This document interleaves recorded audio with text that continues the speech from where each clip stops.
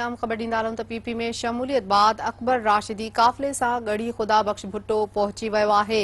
इहा अहम ख़बर अवां सां शेयर कयूं पिया। काफ़िले जी नसीराबाद वगण पखो नओं तेरो ऐं ॿियनि हंधनि ते शानदार आजियां कई वई आहे।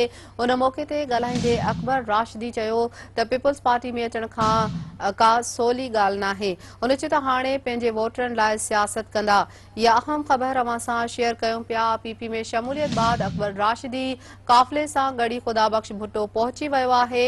इन हवाले सां नाज़रन खे आगाही ॾींदा रहूं पिया। काफ़िले जी नसीराबाद वगण पखो नओं देरो ऐं ॿियनि हंधनि ते शानदार आजियां कई वई। इन हवाले सां नाज़रन खे ॿुधायूं पिया त उन मौक़े ते ॻाल्हाईंदे अकबर राशिदी चयो आहे त पीपल्स पार्टी में अचण का सवली ॻाल्हि नाहे।